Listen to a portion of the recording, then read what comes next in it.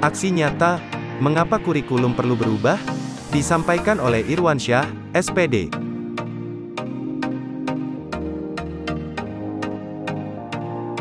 Mengapa kurikulum perlu diubah? Apa itu kurikulum? Kurikulum adalah seperangkat rencana dan pengaturan mengenai tujuan, isi dan bahan pelajaran serta cara yang digunakan sebagai pedoman penyelenggaraan kegiatan pembelajaran untuk mencapai tujuan pendidikan tertentu dalam kurung UU Sisdiknas atau 2003.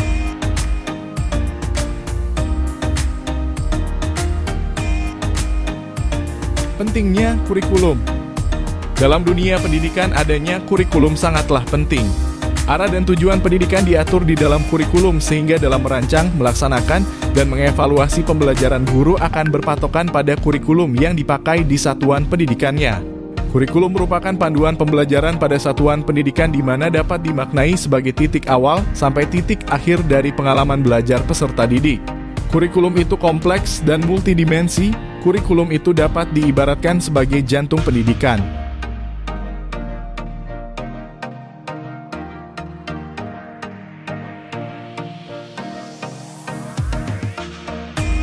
Perjalanan kurikulum Indonesia dari tahun 1947 sampai dengan sekarang.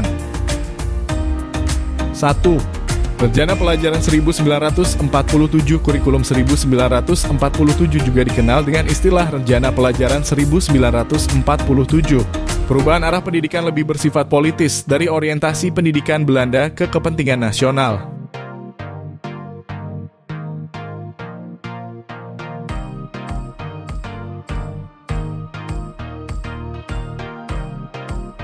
Dua.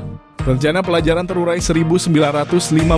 Kurikulum 1952 menjadi penyempurnaan dari kurikulum sebelumnya dan diberi nama Rencana Pelajaran Terurai tahun 1952. Hal yang paling menonjol sekaligus menjadi ciri khas kurikulum ini adalah konsep tematik. 3. Rencana Pendidikan 1964. Isu yang berkembang pada kurikulum ini adalah konsep pembelajaran aktif, kreatif, dan produktif. Melalui konsep ini, pemerintah menetapkan hari Sabtu adalah hari krida. Artinya, siswa diberi kebebasan untuk berlatih berbagai kegiatan sesuai dengan minat bakatnya. 4. Kurikulum 1968. Tujuannya lebih ditekankan untuk mempertinggi mental, moral, budi pekerti, dan keyakinan beragama. Ciri khusus yang menonjol dari kurikulum 1968 adalah correlated subject curriculum.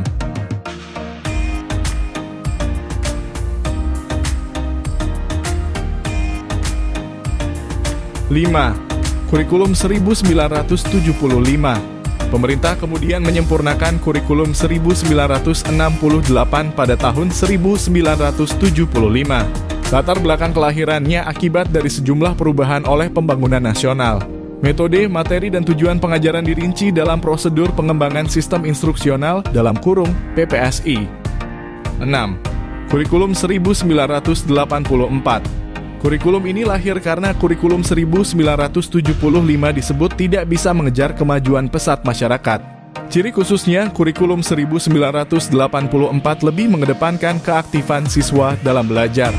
Pengembangan proses belajar inilah yang disebut dengan pendekatan cara belajar siswa aktif dalam kurung CBSA. 7. Kurikulum 1994. Pada tahun 1994, pemerintah memperbarui kurikulum sebagai upaya memadukan kurikulum sebelumnya, terutama kurikulum 1975 dan 1984. Beberapa perubahannya mulai dari perubahan sistem pembagian waktu pelajaran dari semester ke caturwulan. 8. Kurikulum 2004. Pada tahun 2004 melahirkan kurikulum berbasis kompetensi dalam kurung KBK sebagai pengganti kurikulum 1994, kemudian dikembangkan pula kurikulum yang semula berbasis materi diubah menjadi berbasis kompetensi. 9. Kurikulum 2006. Kurikulum 2006 inilah yang biasa dikenal dengan kurikulum tingkat satuan pendidikan KTSP dan diberlakukan sejak Undang-Undang Nomor 20 Tahun 2003 tentang Sistem Pendidikan Nasional yang kemudian dijabarkan dalam Peraturan Pemerintah No. 10 Tahun 2003. 10. Kurikulum 2013. Kurikulum 2013 lebih menekankan pada pendidikan karakter. Implementasinya, pendidikan karakter diintegrasikan dalam seluruh pembelajaran pada setiap bidang studi.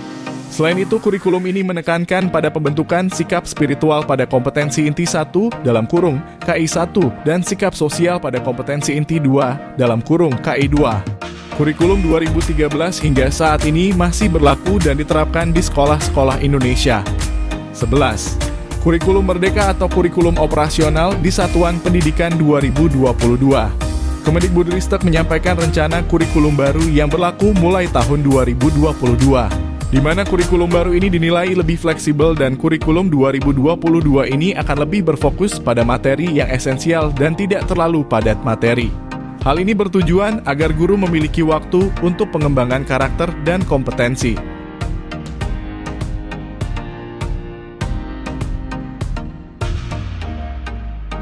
Prinsip pengembangan kurikulum operasional di satuan pendidikan. A. Berpusat pada peserta didik. B. Kontekstual. C. Esensial. D. Akuntabel. E. Melibatkan berbagai pemangku kepentingan. Profil pelajar Pancasila. Profil pelajar Pancasila dirancang untuk menjawab satu pertanyaan besar, yaitu pelajar dengan profil dalam kurung kompetensi seperti apa yang ingin dihasilkan oleh sistem pendidikan Indonesia. Pelajar Indonesia merupakan pelajar sepanjang hayat yang memiliki kompetensi global dan berperilaku sesuai nilai-nilai Pancasila. Profil pelajar Pancasila. 6 dimensi tersebut adalah: 1. Beriman bertakwa kepada Tuhan Yang Maha Esa dan berakhlak mulia. 2. Berkebinekaan global. 3. Bergotong royong. 4. Mandiri. 5. Bernalar kritis. 6. Kreatif.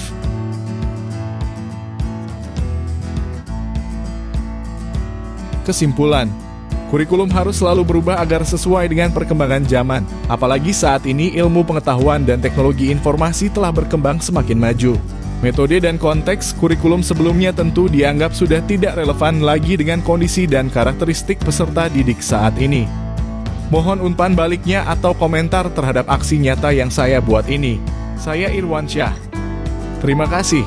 Salam dan bahagia.